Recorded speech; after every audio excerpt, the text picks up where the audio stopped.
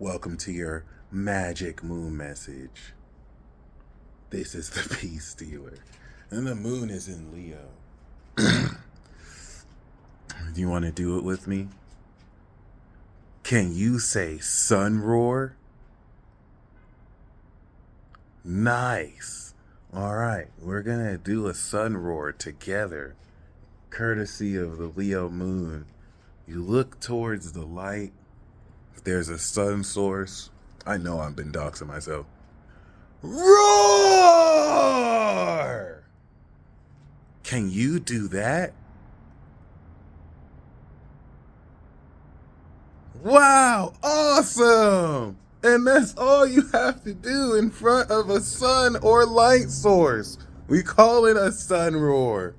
Beautiful. Well, we are kicking off this conclusion of Scorpio season. Of course, as of now, the moon is about 2 degrees Leo, opposite Pluto, 1 degree Aquarius.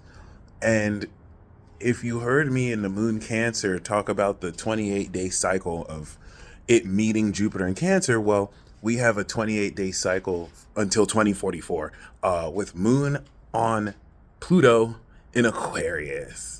The Pluto Aquarius cycle is actually, do I want to say responsible, influential? We'll forget the word, but it insert word towards and indicating the corruption of humanity, the unhingedment of humanity, but also the awakening. Okay, for some reason, around this period when Pluto's in Aquarius, all the people in the world wake up and they start eating the rich.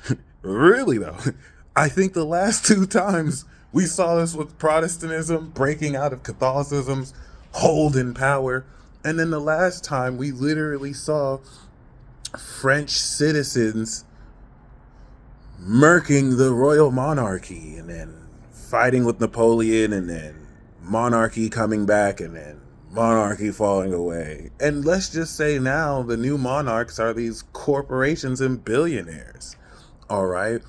I thought it's interesting, even though this is not a new idea, and I think people have been saying this for some years, we're seeing this whole idea of, oh, why are you a billionaire? Why do you have all this money? And if you don't understand that has a lot to do with Pluto in Aquarius, then you won't understand how genius someone like Penguins is. As a Leo who's dealing with the Pluto opposition, getting out the way, saying, man, don't pay me anymore. I made all these millions. Don't pay me. Now he looks like he don't even want, the dude's a genius. That is so smart. And genuine, because people want to see genuine sincerity. I don't think he was faking that. I think he really felt that.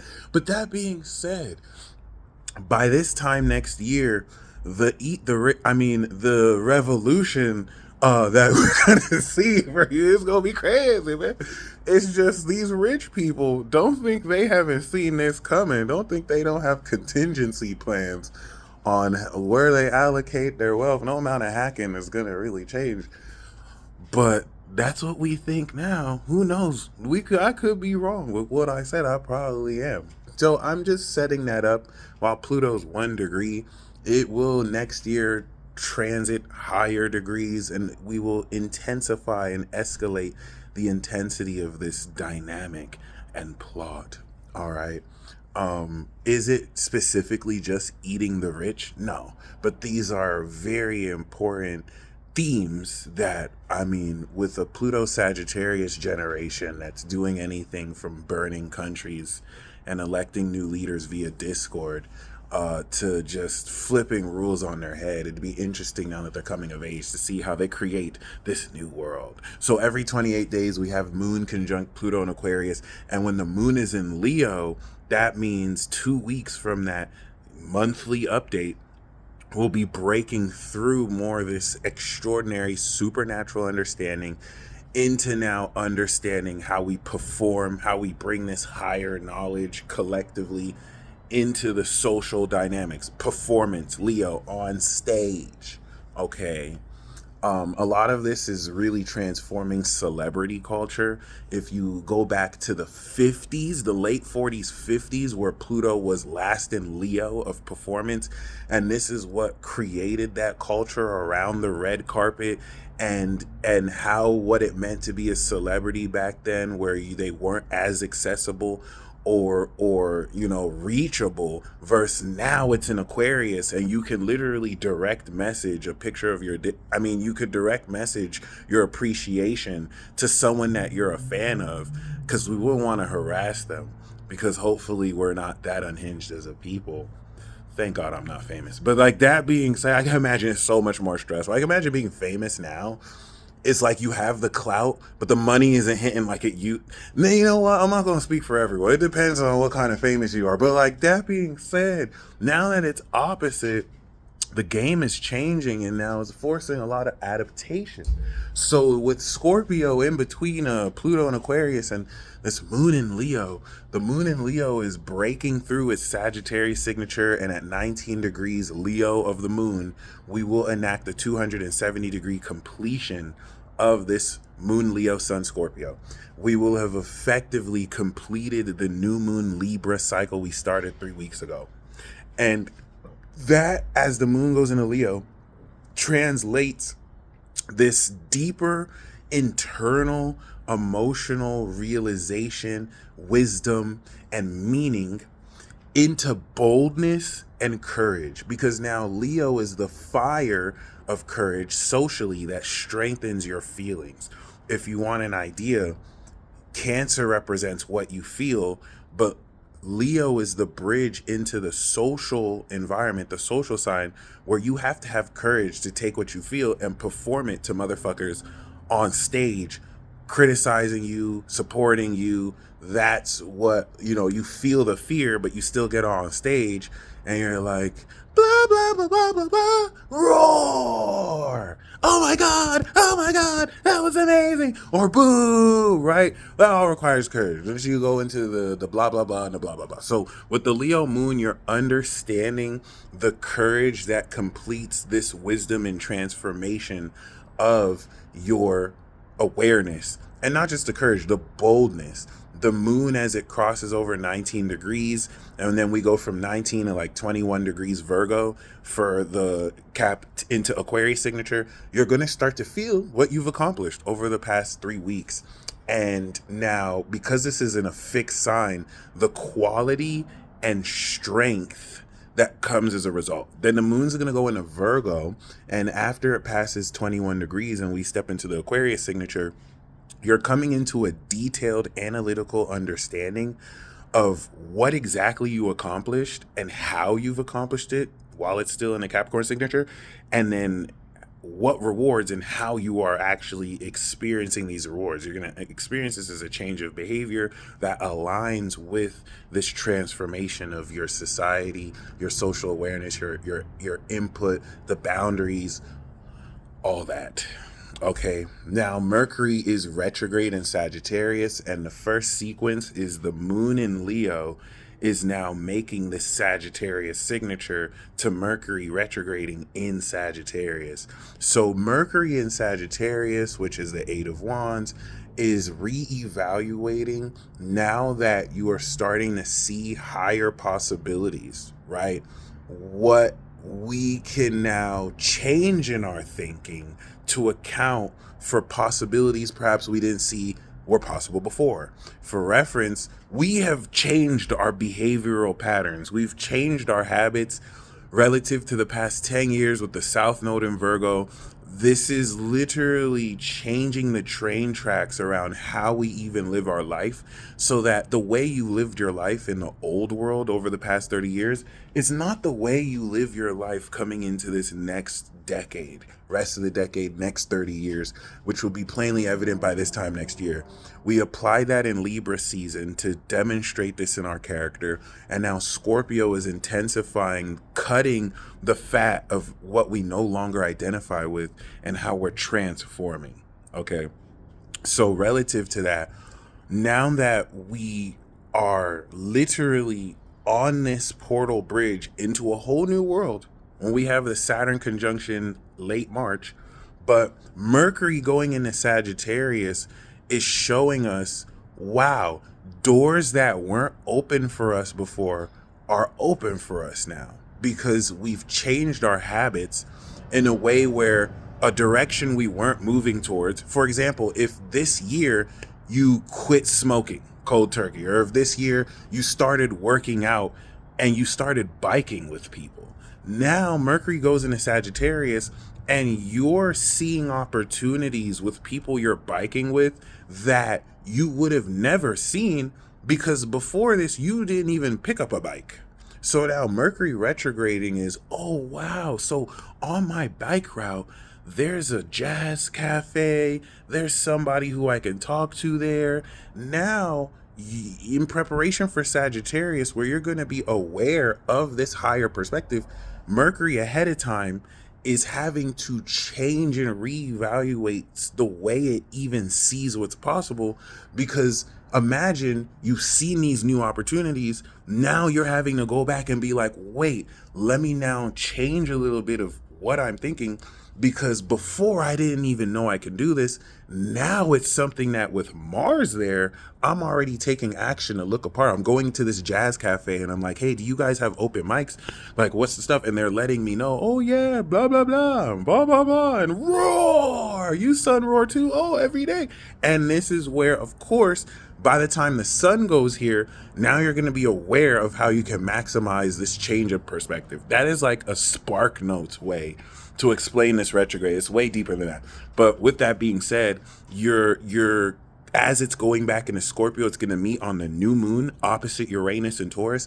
And this magic sweet spot is going to, throughout the rest of this week and coming into next week, facilitate very unconventional, rapid transformation. I'm still maintaining from last week to next week the most rapid transformation, like unexpected, unconventional transformation you will be going through before we activate it a week from now and then really bring it into Sag, which Sagittarius is going to be wild. So yeah, now the moon in Leo is strengthening the quality that will increase what more you can see. So here's how to make sense of the fire trine. Sagittarius is the light. If you think that a photon, and I learned this on the internet from a video essay, the photon is massless. They taught us this in science class in school. I forgot all that shit. But now a photon is massless, I believe. There's no mass in light. That's Sagittarius. Sag is a mutable sign. It's not Aries, which is raw physical power. That's Aries. And then Leo is this machismo strength. You know, all that like extra hyper masculine shit. Sagittarius takes this to another level. They have to be the best. They have to be the most masculine. But Sagittarius, what they lose in strength and potency, they gain in magic, in perspective. So Sagittarius is the perspective that allows you with light to see into the meaning of experience. And if there's no Leo, the strength of that experience of light is going to be dim. But the more energy that light carries from the source, the brighter it is. So the moon that's trining Mercury is sourcing and helping you understand this quality of light. Leo is solar quality. It's solar energy that's linking to Mercury. And this trine is going to brighten considerably what you're seeing.